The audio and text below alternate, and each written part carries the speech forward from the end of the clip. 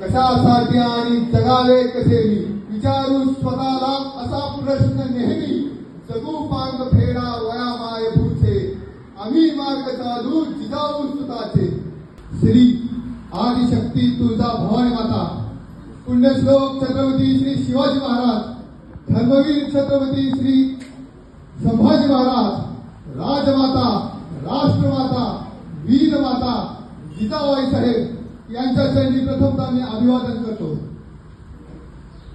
श्री नवरात्र उत्सव सुरू आहे।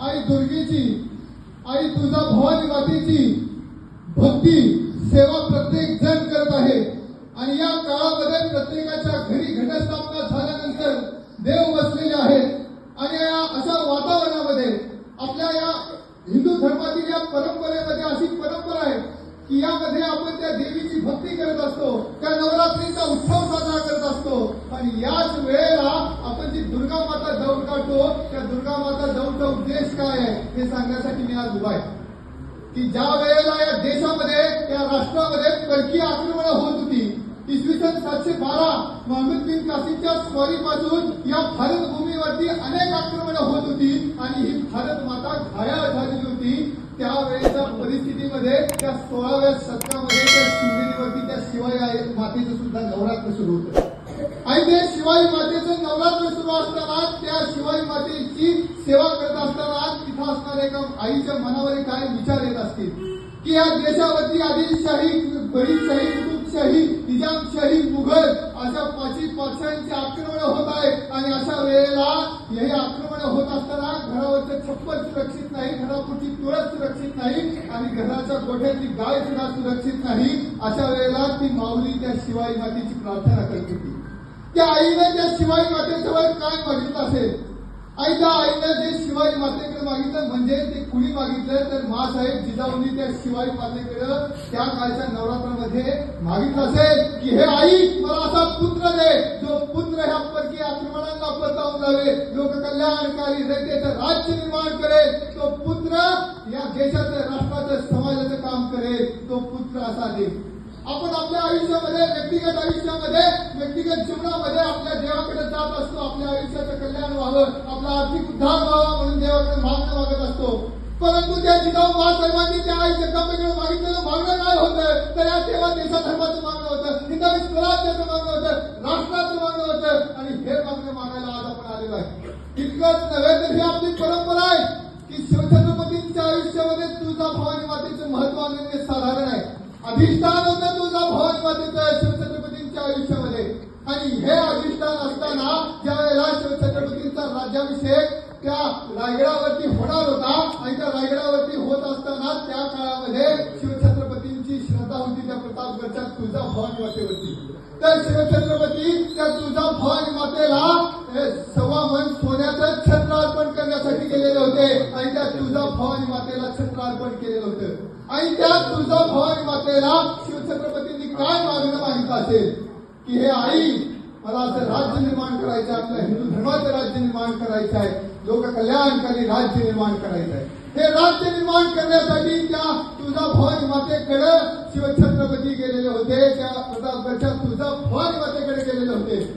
त्यानंतरच्या काळामध्ये हीच परंपरा आहे आपली की आपण ह्या मातेकडे दुर्गा माते दौड म्हणजे काय आहे तर धावत धावत त्या आईकडे मागणं मागायचं आहे की हे आई आम्हाला देवा देशा धर्माचं कार्य करण्यासाठी आम्हाला आत्मोन्नती आत्मोद्धार आत्मसाक्षात्कार हा मार्ग आहे, परंतु त्याच्याही पलीकडे जाऊन राष्ट्रोन्नती राष्ट्र उत्थान आणि राष्ट्र साक्षात्काराच्या मार्गावरती चालण्याचं बळ दे, आई शक्ती दे आणि ही शक्ती मागण्यासाठी आपण आलोय। त्यानंतरच्या काळामध्ये स्वामी विवेकानंदांच्या आयुष्यातली गोष्ट सांगणार आहे। बाळांनो स्वामीजींच्या आयुष्यातली गोष्ट लक्षात ठेवा।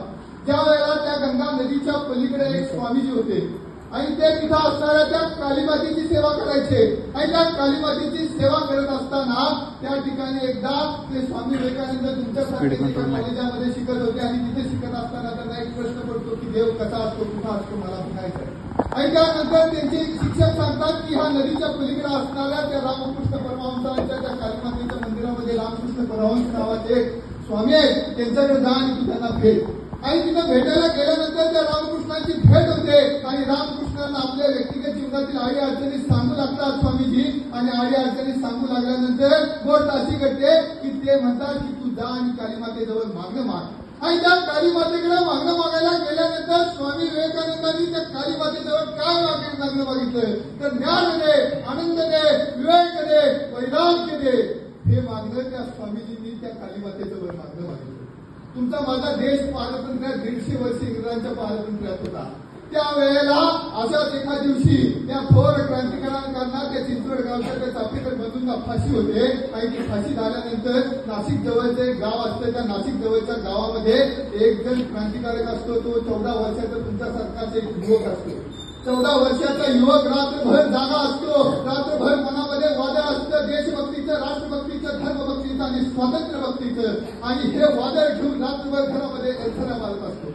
आणि रात पहाटेच्या वेळेला घरामध्ये एक अष्टभुजा देवी असते।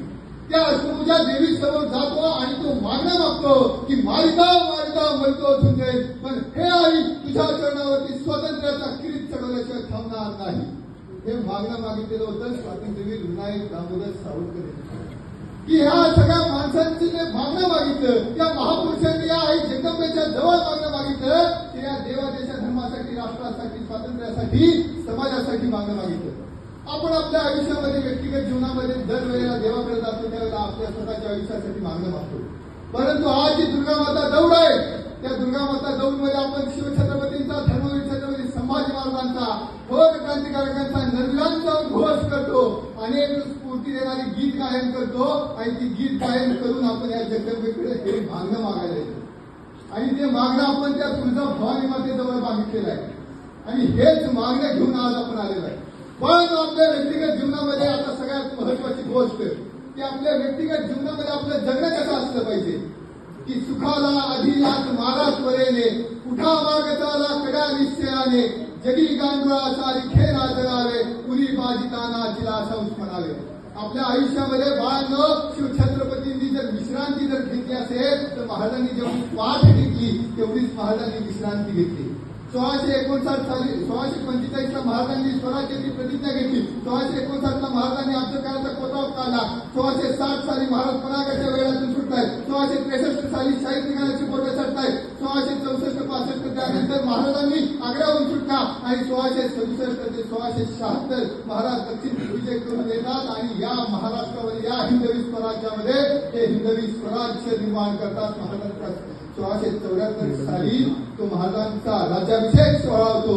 महाराजांनी आपल्या आयुष्यात कधीच विश्रांती घेतली।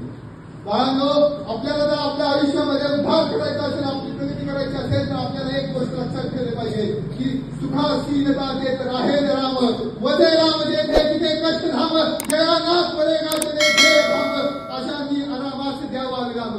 आपल्याला सुखासीन आयुष्य जगून चालला नाही, आपल्याला आपले कष्ट केले पाहिजे।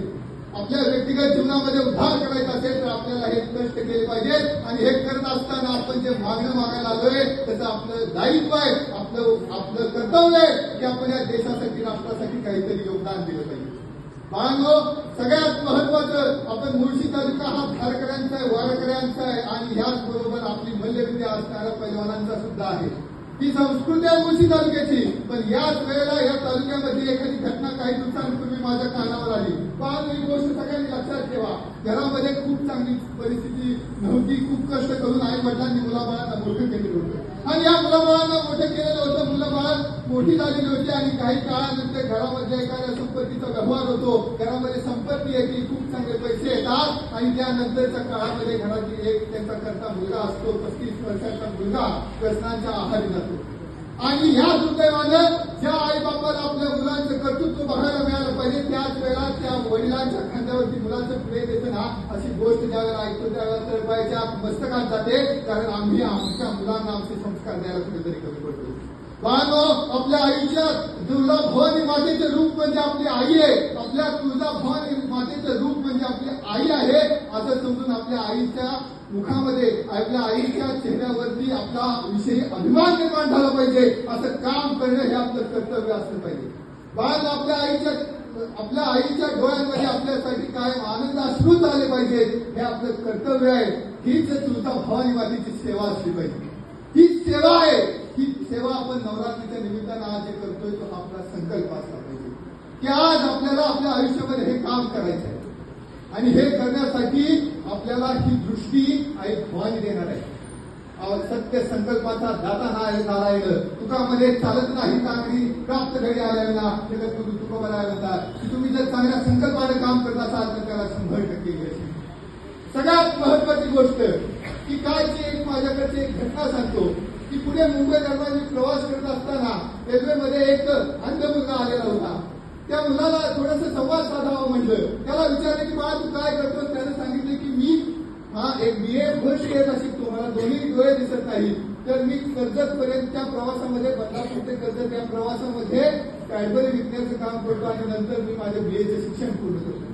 त्यानंतर मी त्याला विचारलं की तू बाळा एवढा संघर्ष करतोस या रेल्वेतून तुला दिसत नसताना सुद्धा तू काम करतोय. तुझ्या कामाची नक्की प्रेरणा काय आहे. तू हे कसं काय काम करू शकतोय. त्यावेळेला त्या मुलानं दिलेलं उत्तर फार सुंदर होतं. बाळांनो ते फार उत्तर म्हणजे इतकी प्रेरणा देणारं उत्तर होतं. त्यानं सांगितलं की मी भीक मागून जगण्यापेक्षा मेहनतीचे 5-10 रुपये मला मिळाले तर ते मेहनतीचे असतील. बाळांनो हा आयुष्यात आपल्याकडे दृष्टिकोन असला पाहिजे की आम्ही जे कमवू आमच्याकडे जी श्रीमंती असेल ती नीतिवंत श्रीमंती असेल. या विचारांनी जी माणसं काम करतील त्या घरामध्ये कायम वात्सल्य नांदेल सुख नांदेल. त्यावेळेला आपल्या विचारांचा पाया ह्याच वयात बाळाला पक्का करावा लागतो.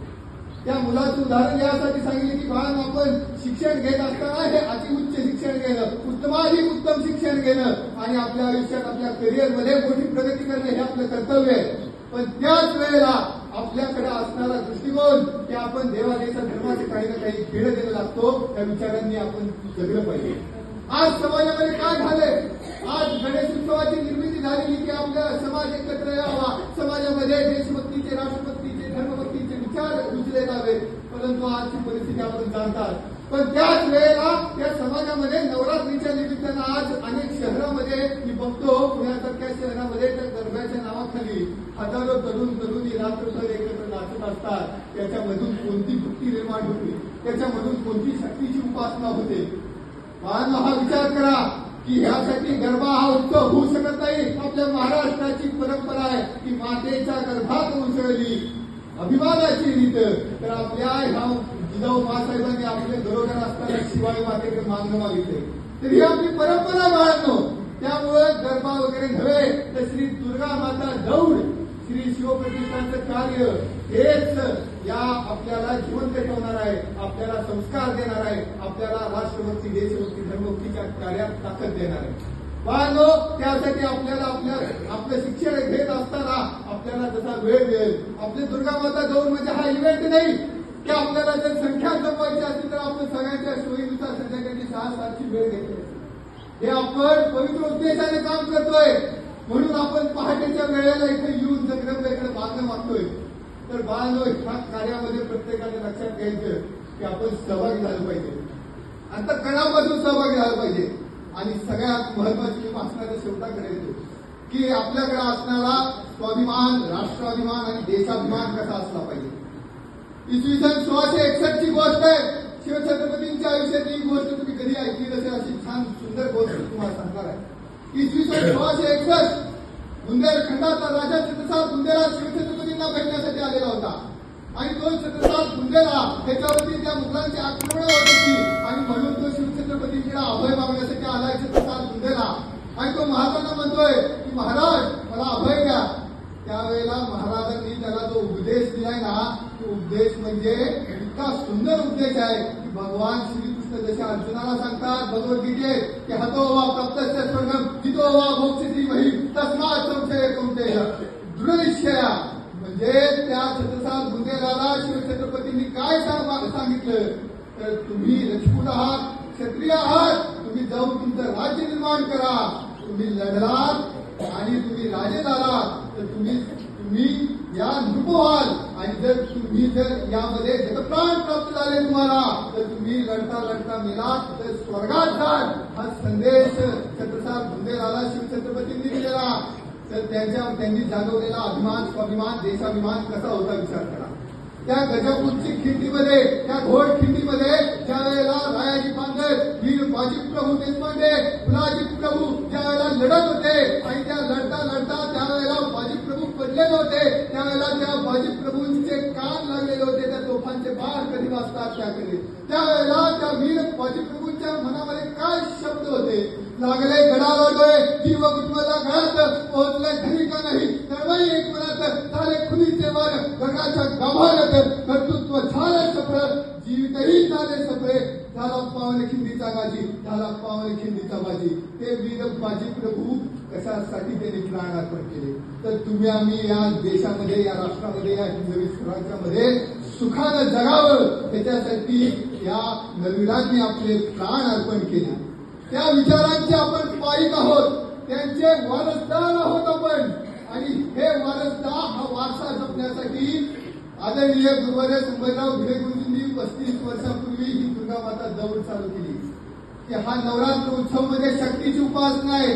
ते गरबामध्ये जाऊन तो नाच गाणं नाही, ही शक्तीची उपासना करण्यासाठी हा उत्सव सुरू केला. गुरुजींनी दिलेली ही दूरदृष्टी होती आणि तीच दुर्गा माता दौड घेऊन आपण आज जगदंबेच्या पायाशी आलो. बाळांनो, जगण्याचा अर्थ काय, जगण्याचा अन्वय अर्थ काय आणि जगण्याचा मतितार्थ काय हे जर तुम्हाला सांगायचं म्हटलं तर त्या श्लोकानं मी माझ्या भाषणाचा शेवट करणार आहे की आपल्या जगण्याचा अर्थ आपल्याला समजलं पाहिजे की आपलं जगणं कशासाठी, आपला जन्म कशासाठी, आपल्याला आयुष्यात काय मिळवायचं आहे हे आपल्याकडे असलं पाहिजे. आपण मी मगाशी सांगितलेलं वाक्य सांगून मी भाषणाच्या शेवटाकडे येतो की आपल्या आई वडिलांच्या स्वप्नांचे वारसदार आहोत आपण.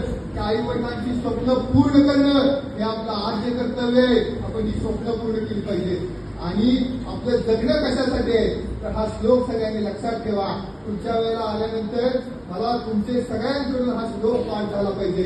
त्याच्याही पलीकडे जाऊन तुम्ही ही जी गीतं सांगितली जातात ती गीतं मनापासून म्हणा. तुमच्यामध्ये सुद्धा ही देशभक्ती, राष्ट्रभक्ती, धर्मभक्ती, स्वातंत्र्यभक्ती निर्माण झाल्याशिवाय राहणार नाही. तो श्लोकाने मी शेवट करतो. कशासाठी आणि जगावे कसे मी विचारू स्वतःला असा प्रश्न नेहमी जगू पांग फेडा वया माय भूचे आम्ही मार्ग चालू जिजाऊ सुताचे.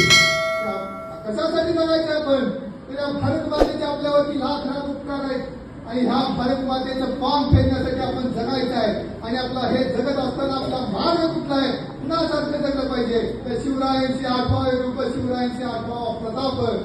तर त्या शिवछत्रपतींसारखं आपल्याला जगायचं आहे. हा उदात्त अंतःकरणामध्ये विचार घेऊन आपण आज घरी जाणार आहोत. झालेली सेवा आई जगदंबेच्या भैरवनाथाच्या चरणी अर्पण करतो. आदरणीय सगळ्या ग्रामस्थांनी मला बोलण्याची संधी दिली आणि आपल्या समोर हे विचार मांडू शकतो त्याबद्दल सगळ्यांचे खूप खूप आभार.